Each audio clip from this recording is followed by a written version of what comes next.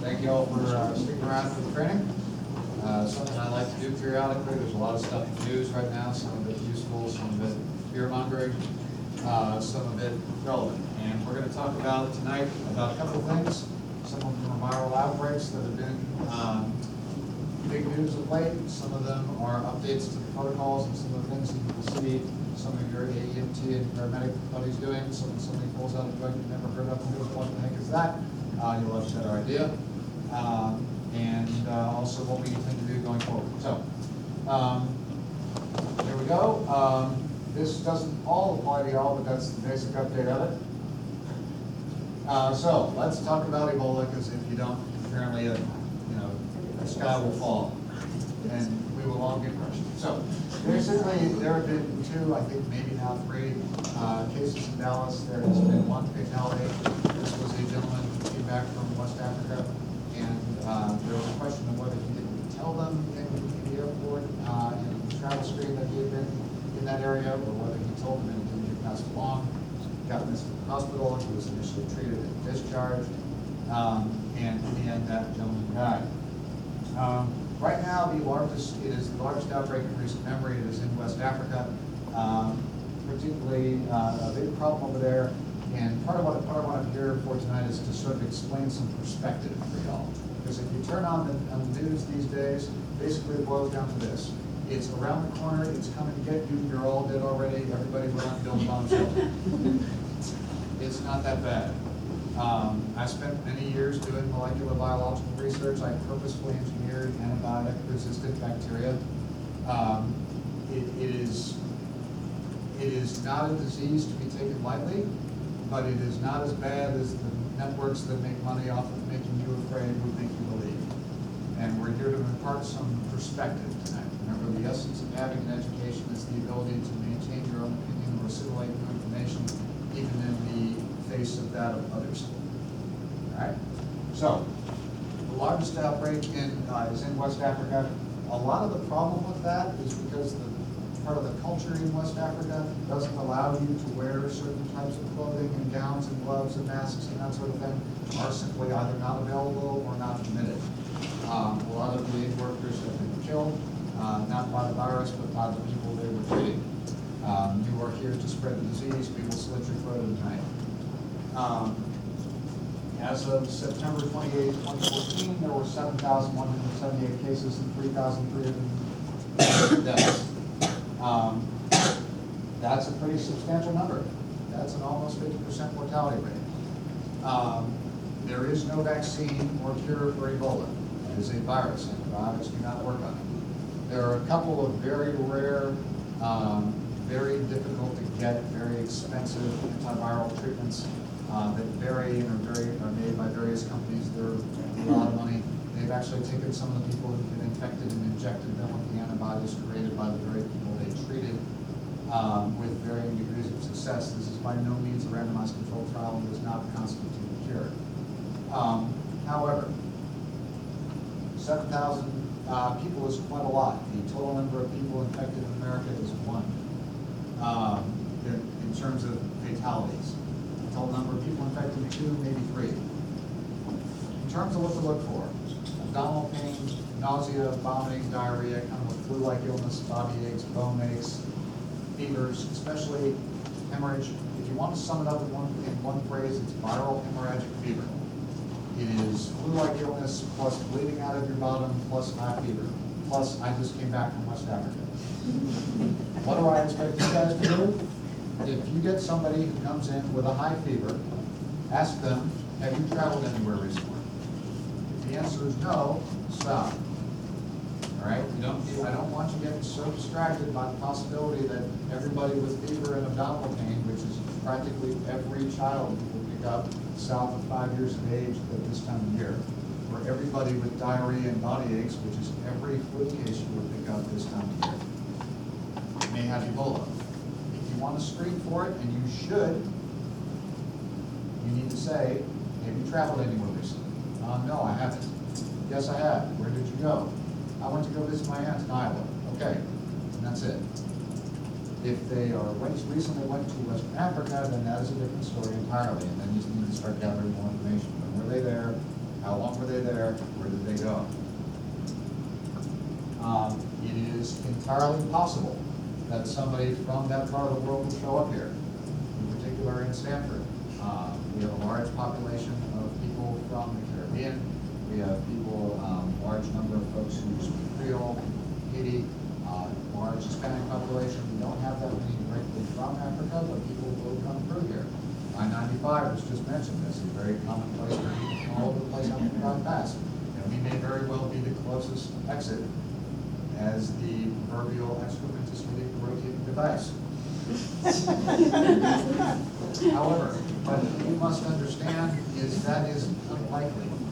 What is likely is the flu, is RSV, is enterovirus D68, the first case of which was treated in this town by me. The point of this talk is partly to educate you on the dangers of Ebola, but also partly to allow you to keep it in perspective and shed the fear of it that it would be grafted onto you with steel, coltan, and titanium and little bolts that go into your skin by the cable news networks that are invested in feeding you this information. Don't get me wrong, I don't think they are genuinely out to trick you, but rest assured they make money through ratings, and keeping you afraid allows them to make you do anything. Ebola is not to be taken lightly, but it is not the single greatest public health threat we will face this winter by a mile, unless there is a massive breakdown in the public health system in this country. And we have isolation gear and plumbing. Okay? This is what Ebola looks like. So, where exactly are these people coming from? Liberia, Guinea, Sierra Leone, Nigeria. There is an asymptomatic, got that? Asymptomatic, non-contagious period. That is the incubation period of 2 to 21 days. If these guys were in Africa 6 months ago, it's not going to be a problem now. 2 to 21 days. Think of it like 3 weeks. 3 weeks, that's the easiest one, that's your window. If you run into somebody who's been in that area in the last 2 to 21 days, an average 8 to 10 days, then you need to be worried. Then you need to be online with medical control. Then you need to have a medic on board if you think that this is a legit possibility. During that time, they are non-contagious and they are not symptomatic. You are not contagious if you are not symptomatic with Ebola. Once you are dead, you are actually very contagious because the virus goes everywhere. The current plan, should you be interested in what, God forbid if this shows up here, what to do is we're basically going to empty out Fast Track to put that one person in Fast Track by themselves. That's going to be one lonely guy. But that's the deal. Probably room 1, it's got a negative pressure room. The plan is that we just had a discussion with this today in the Insulin Hospital Leadership on, and the deal is that we will put them in the back of the ambulance, drive them up to the hospital ED entrance, and keep them there. And until we deploy the little portable tent. That's the isolation thing, and essentially put them in a bubble, enroll them in a bubble into fast track, at which point the guys with the bubble suits will appear. That ambulance will then have to get quarantined and disinfected up, up one end and down the other, and that's fine. Remember, the most important thing, the single most important thing you can do is just ask for anybody with a fever, or vomiting, diarrhea, any other cardinal symptoms, especially rectal bleeding. Have you traveled anywhere recently? The answer is no, then no. That's where you stop. In terms of what to wear, if this is a legit concern, is everybody familiar with what the differences between contact, droplet, and airborne is? If not, raise your hand. You won't be alone. Okay, so everyone is not familiar. Everyone, no. Let's try that one more time. Who doesn't know this difference? There you go. Okay, a couple people are honest. All right, here's the deal. There are 3, sometimes 4 gradings of what types of infectious risks there are and what you have to use for them. There is contact, there is droplet, and there is airborne. What that means is it is the difference between how the viruses or bacterium are spread when you touch them. Do they survive on tables? Do they survive in the air? Do they float around like dust mites in a movie theater? Contact is don't touch it. And because if you touch it, that's how you get it. So contact is wearing gloves and gowns. So no part of your body can hit the thing. That's what MRSA is. Droplet is an airborne droplet. It is a water droplet. Ever watch anybody sneeze in slow motion on a really high resolution camera and it kind of goes everywhere? Droplet. The flu. Droplet means that you gotta wear masks and a face shield, because the droplets might hit you in the eyeball, or the mouth, or on some mucous membranes. I actually expect you guys to be using droplet for people who have the flu, which, in case it isn't obvious by this point in this talk, is going to be way more common than Ebola. Okay? So if you legitimately think a guy might have the flu and he hasn't been to West Africa recently, put on the droplet stuff. Don't get the flu and get vaccinated. We'll get to that later. So for Ebola, it's contact and droplet. It is contact, i.e. gowns, gloves, and droplet, mask, and face shield. Sometimes you get that combo thing where the mask covers your face and there's a shield attached to it. I want all 4 of those on you if you think this is a legitimate problem. Okay? And how do you figure out if it's a legitimate problem, if it's really something you should be thinking about? Have you traveled anywhere recently? Everybody say it together, just for giggles. It's like come by now. Good. Sometimes we are the canary in the coal mine, like it or not. Airborne. Wait a minute, droplets spread through the air. Droplets that fly through the air is droplet. What is airborne? Airborne goes through the air too. What's the difference? The difference is the size of the particle and the amount of time it hangs around. The classic thing for airborne spread is tuberculosis. I had tuberculosis when I was 9 years old because somebody brought it into the elementary school I was in and coughed, and it hung around in the air for hours. Somebody with tuberculosis gets on the elevator and coughs, you'll just sit there and float in space until you walk into the invisible cloud of TB. TB is relatively rare though. TB is much more common in Asia, India, that sort of thing, and TB is easily treatable with INH.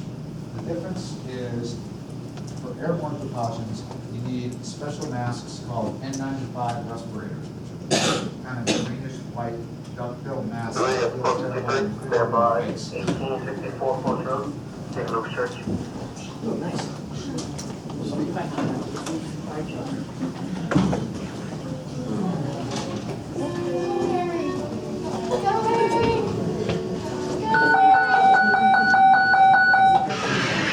Dash 2 Post 53, your first response, party number 1.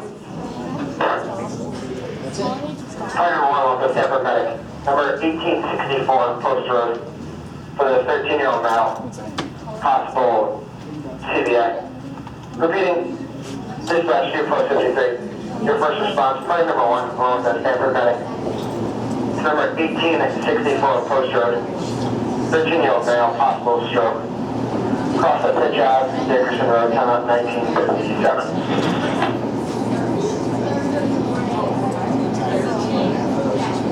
Contact 311. 311. Speaking to responding. 311, your responder.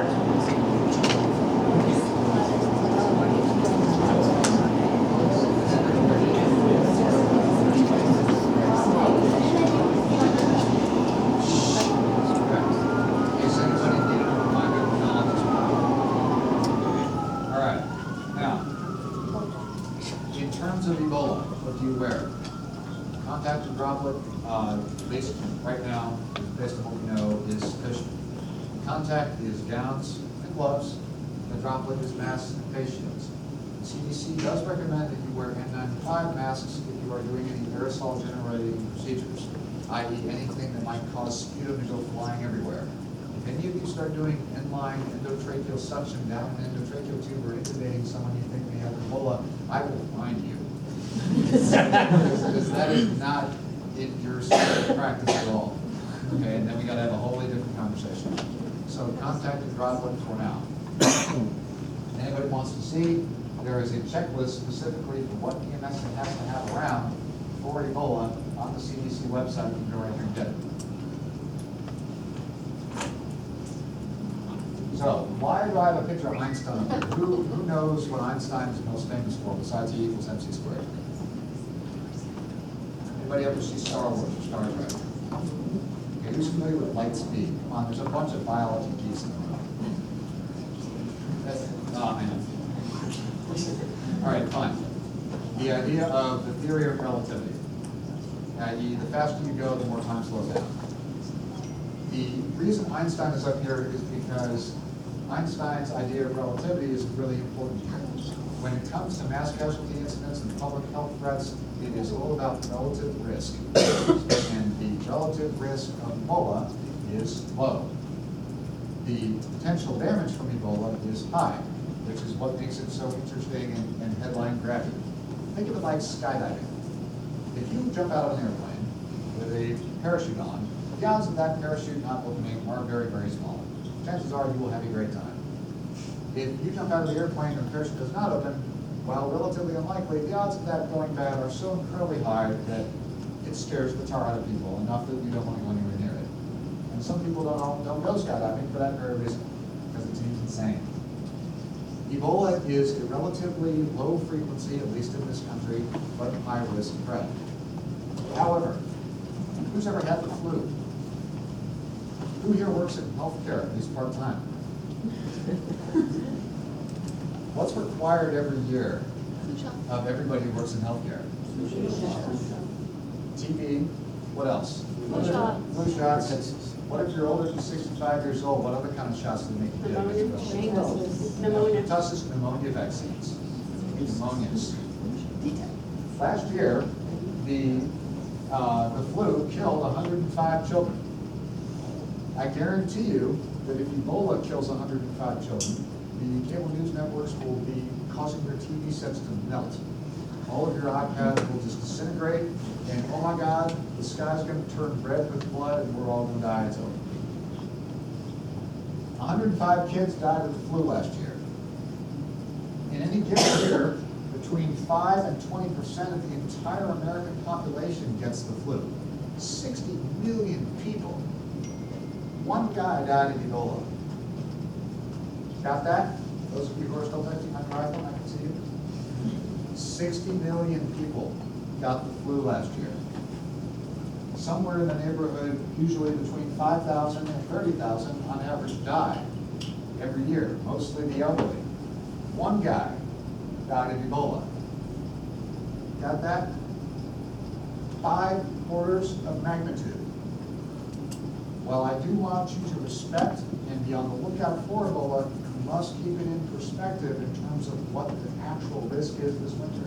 And make no mistake, this winter the flu and RSV and rhinovirus and adenovirus and kids who have asthma who get these viruses and it sets off their asthma, that's going to be a much more common threat than some dude who happens to fly in from Liberia with a viral hemorrhagic fever that shows up at a rest stop someplace. Might that happen? Yes, it may.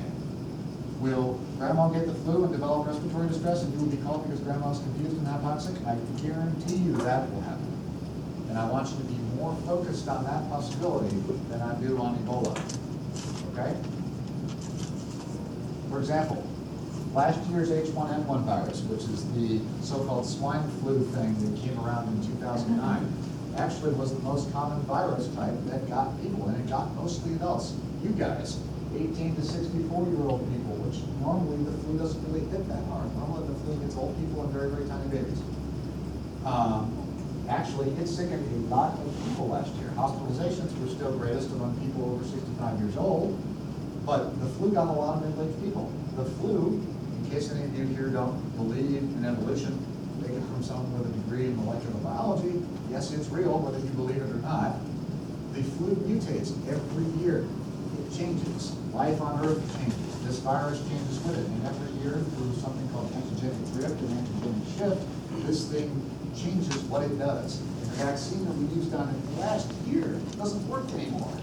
They're not even sure if the vaccine that you all are getting this year, including me, right here where it says flu shot, is going to work at all. And in 2008, you may remember, they missed. It was only about 50% effective. Because we grow it in eggs that takes 6 months to mature and make large quantities of. And if we're wrong and we predict the wrong kind of virus strain and we make tens of millions of copies of the wrong vaccine, everyone is screwed. And that may happen again today. Okay? So you have to understand that the flu is not as interesting and not as, you could say, sexy as Ebola, but it will be here, it will be here in quantity, and it will be dangerous, and it will kill people. Ebola might get here and might hurt people. The flu is here, we have diagnosed it multiple times, and it has already started killing people. Okay? So everybody here who isn't, please get vaccinated unless you have an allergy to eggs or you have a terrible phobia of needles. We have the flu risk vaccine for really little kids. Let me address the thing about I'm not going to get the vaccine because it causes autism. No. Okay. That was put out by a guy who was paid money to publish in a journal called The Lancet in the British Medical Journals that he falsified the data in order to get it published and therefore make tenure and make money. And he later had it retracted, and the BMJ has since relieved all of his articles, but not before a bunch of talking heads ran with it and said, that's it, nobody should get vaccines, i.e. don't trust your healthcare providers because they're going to make your kid mentally retarded. Wrong. Get vaccinated. The flu kills people. Pneumonias kill people. You all work in healthcare. You will encounter it. Okay? Speaking of which, here's something else that's actually a lot more prevalent that was in the news big time about 2 weeks ago, and then Ebola shows up in Dallas and everybody forgot. Who's heard of enterovirus B68? Excellent. Glad to see you guys are well informed. That's good.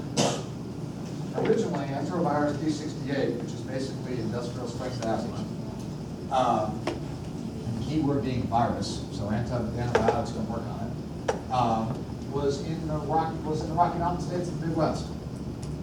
Colorado, big time, Illinois, Iowa, Kansas, Kentucky, Missouri. I treated the first case of enterovirus B68 myself, and it was humbling because nothing I did worked. It's creepy. This thing basically causes an industrial strength bronchospasm. It causes a lot of airway collapse and airway squeezing, just like you get in a bad asthma attack. So they wheeze.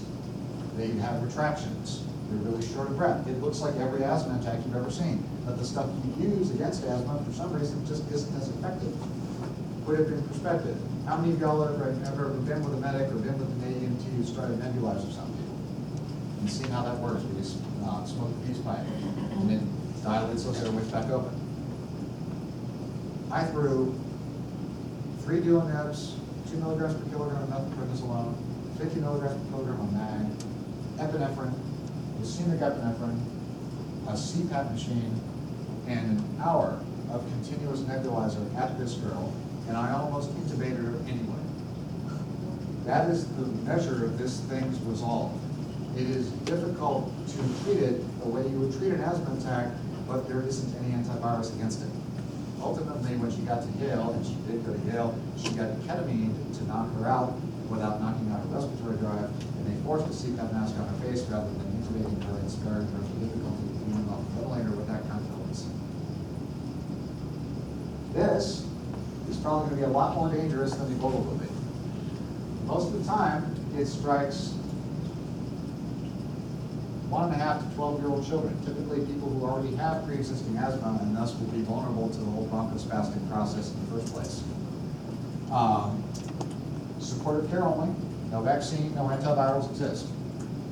It is relatively rare in most cases of asthma. Most wheezing that you get this year, whether caused by a straight-up asthma attack or by some other upper respiratory virus that they happen to get that set off the asthma attack, are not going to be this. And even among enterovirus D68, there's kind of a grading scale. You know, is this the really bad version that's really going to kick your butt, or is this the not so bad version that's really going to kick your butt?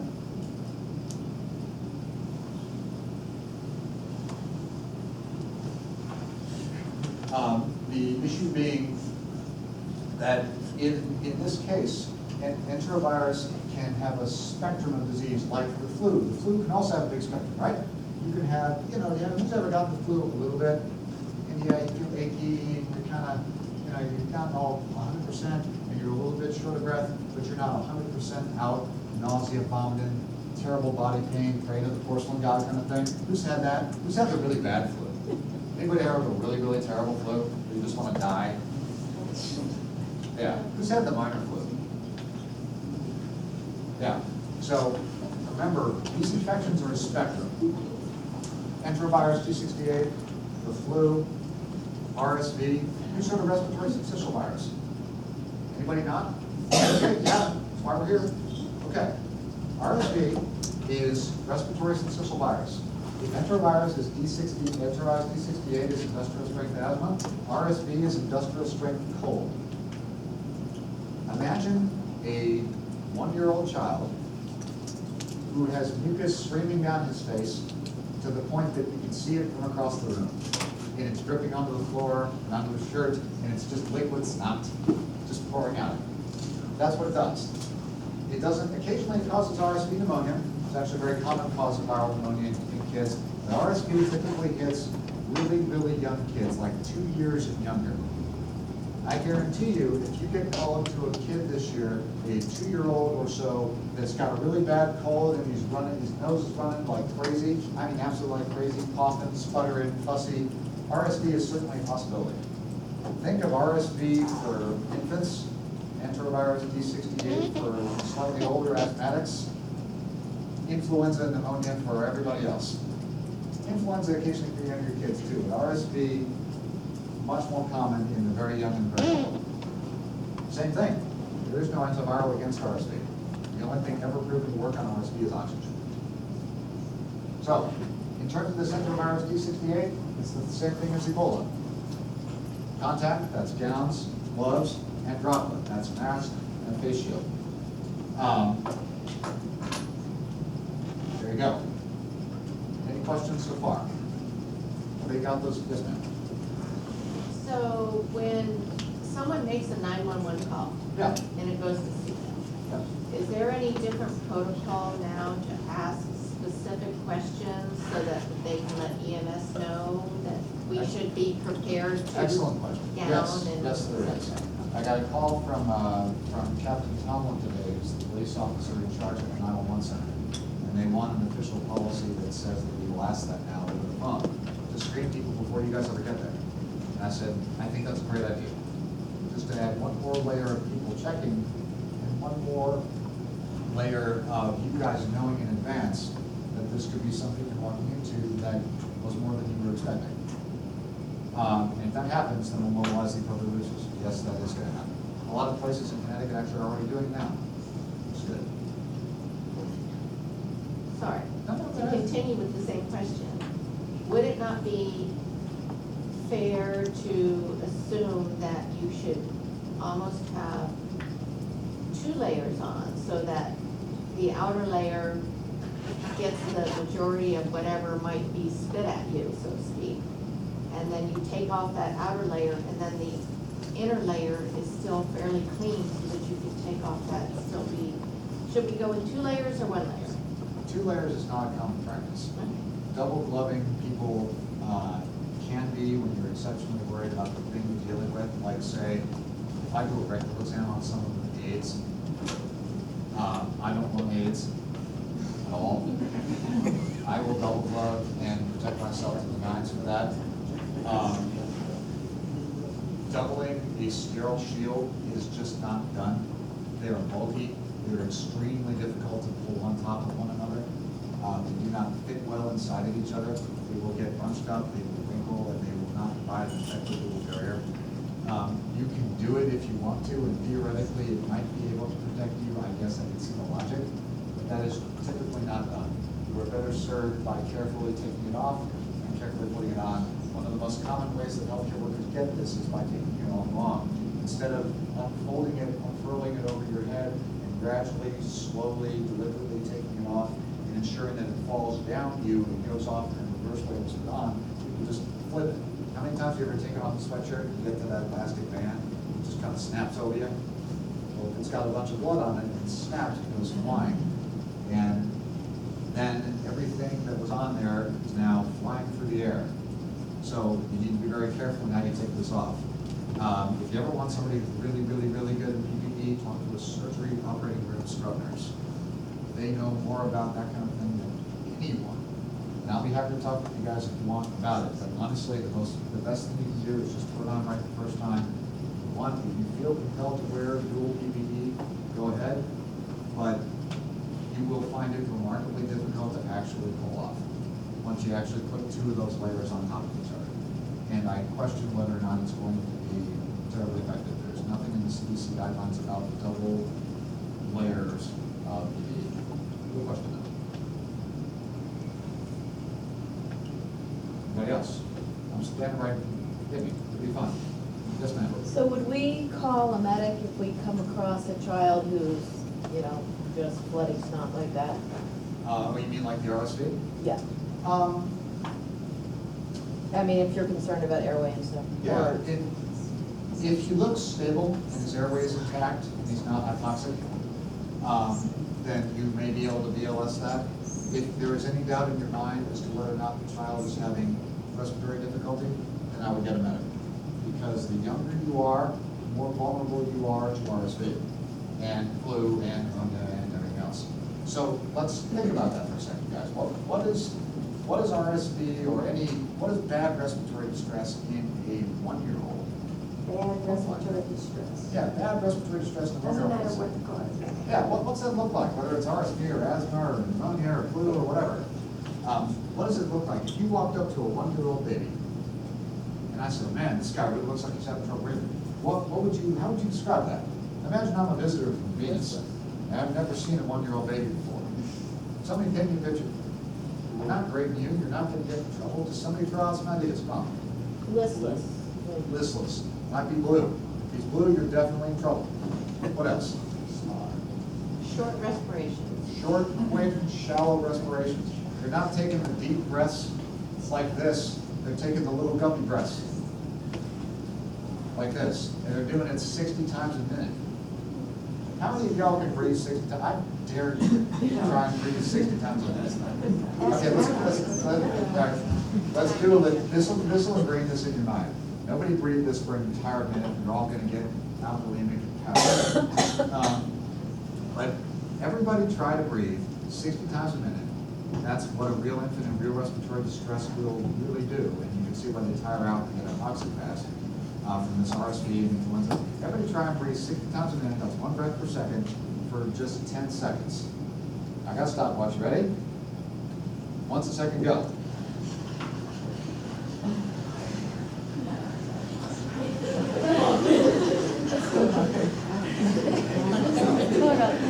It's freaking hard.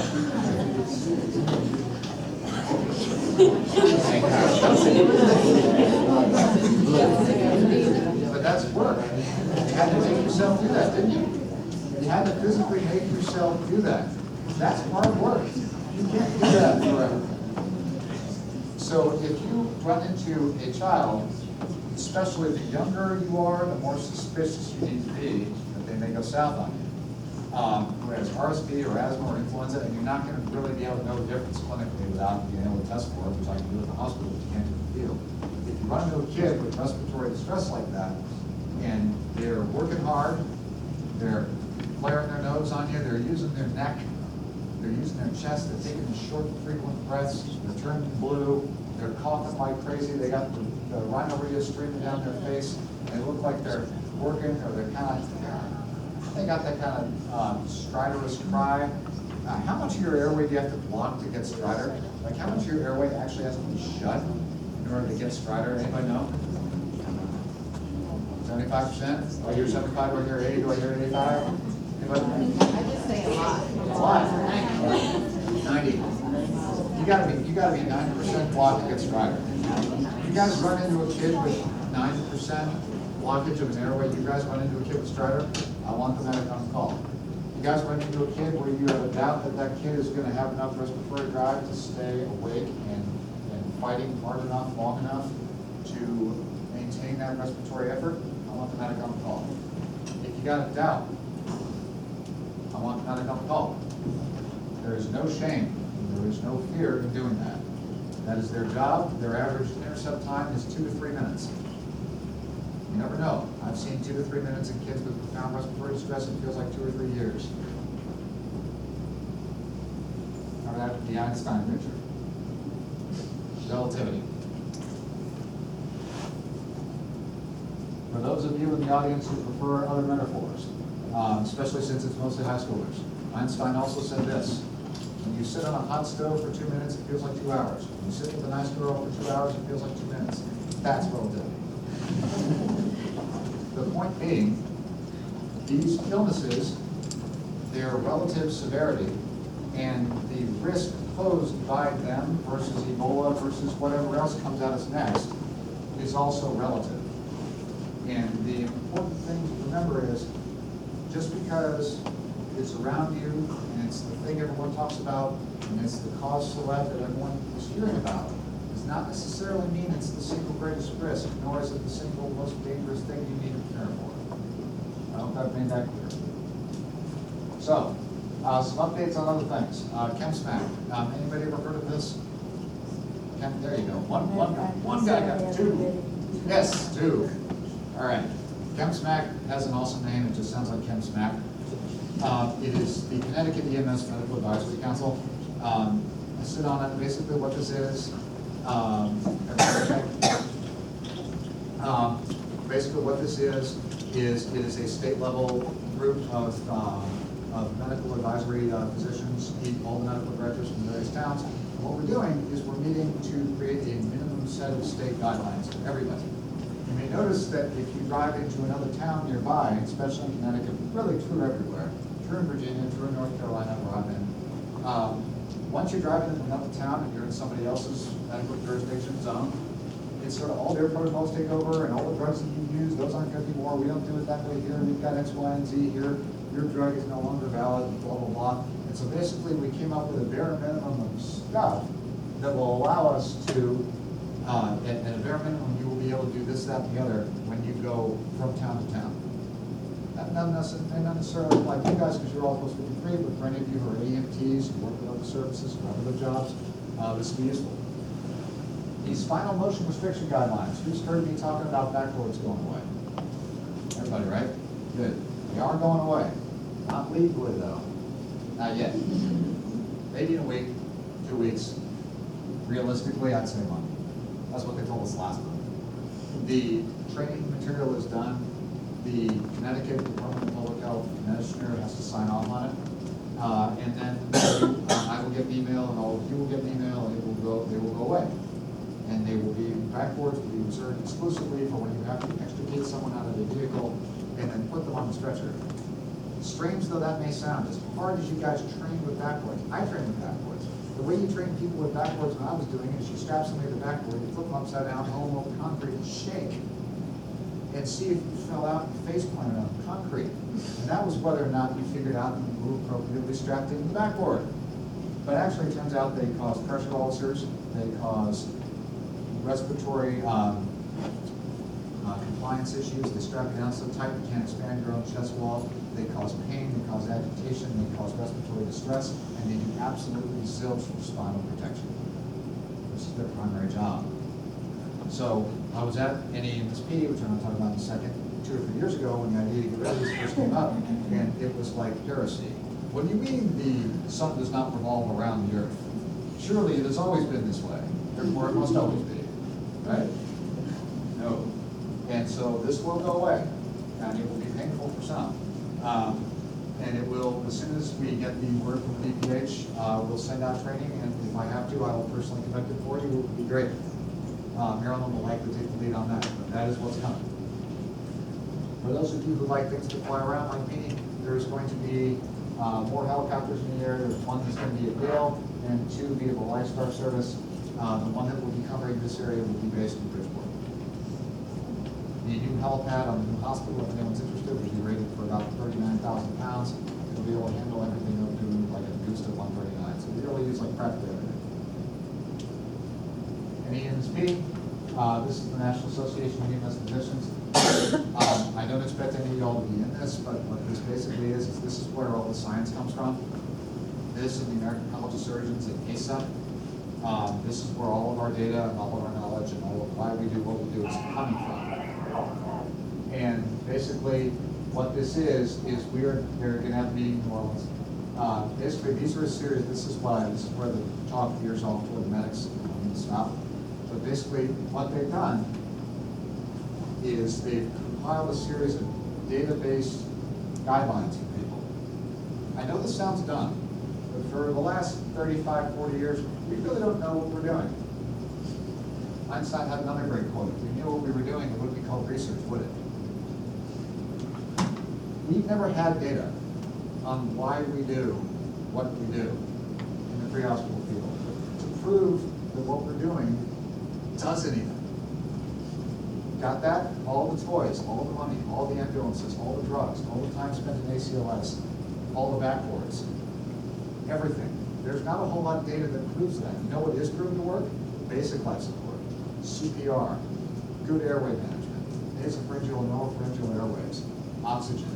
What's the only thing ever proven to make anybody better in that bad RSV case with the snot nose and the hypoxia kids? Is it the albuterol? Is it the racemic epi? Is it epinephrine in the thigh? Is it, special Zopanex? No, it's O2. That's it. That's all it works. And in a lot of EMS, we don't have data that shows that what we're doing is worth it at all. And so, for the first time ever, NAMSP and the ACS-COT, which is the American College of Surgeons Committee on Trauma, have started coming up with data that actually inform us to, hey, you should do this, and we've got numbers to prove it. Iraq and Afghanistan, unfortunately, tens of thousands of people hurt and maimed by IEDs. That actually spawned this, which is what kind of tourniquet to use when and why. It turns out that the most common the most useful tourniquet you can use is actually a commercially manufactured device, a pneumatic or windlass device that goes on extremity hemorrhages versus a packing gauze device like QuikClot that goes on junctional hemorrhages where you can't put a tourniquet around it on the neck. So basically, a cat tourniquet that's on your arm or your legs, and QuikClot or something like it, not a powder, in junctional hemorrhage. That doesn't sound like much, but that's the first time we've ever had data that anything we're doing regarding saving people's lives from IEDs and bomb explosions is actually doing anything. And we would be remiss if we didn't use all that hard-fought data. There's a cat tourniquet, if anyone's ever seen it. They're incredibly easy to use. We have dozens of them on the ambulances. It's loads of fun. There is another one. This is pain control. Anybody who sees the medics pull out morphine or fentanyl, where you used to fentanyl, we're used to morphine, we're used to fentanyl. Wait a minute, he's doing it wrong. Not anymore. It actually showed that morphine and fentanyl for traumatic, medical, non-cardiac pain are equal. And so long as you use 0.1 mg per kg of fentanyl and 2.1 mg per kg of morphine and 1 mg of fentanyl, it's the same thing. And for a long time, at least at Stanford Hospital, that was different. And we actually have data for that now. Pediatric seizures, we have data to allow a much simpler approach. I don't expect you guys to memorize these numbers. But the point is for the first time in a long time, we've actually got data on why we're doing what we're doing. It's a very exciting time, especially if you're interested in going on from an EMTB level to a more advanced level, like an EMTA or a paramedic or a doc or a nurse. The idea of evidence-based guidelines and clinically proven principles behind what you're doing is going to be huge in the next 20 or 30 years. It's going to involve around how much you get paid, whether or not you do things, on whether or not you're credentialed at the hospital you work, whether or not your agency is considered a top flight agency, which I know you guys all want to be. This is really important. And it's going to be really nifty. We're going to be really using it for a lot of people. And so we're excited. Bottom line tonight, knowledge is power, perspective